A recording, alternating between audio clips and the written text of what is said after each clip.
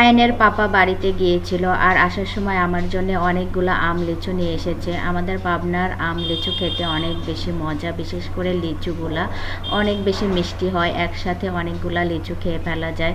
তো আনার পরে আমি অনেকটা লিচু খেয়ে ফেলেছি। আর এই আমগুলা দিয়েছে আমার শাশুড়ি। তো শুধু আম আর লিচু না, সাথে অনেকগুলা মিষ্টিও নিয়ে এসেছে।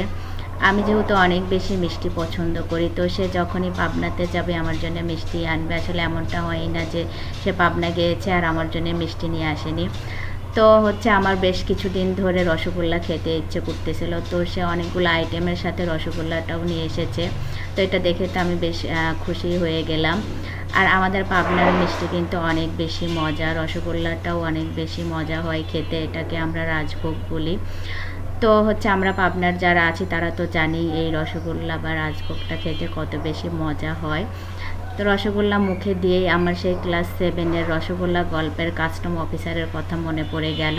সে যেমন রসগোল্লা মুখে দিয়ে 1 মিনিট ধরে এর স্বাদ উপভোগ করতেছিল, তো আমিও রসগোল্লাটা মুখের মধ্যে দিয়ে এর স্বাদ অনুভব করতেছিলাম। অনেক বেশি মজা ছিল রসগোল্লাটা।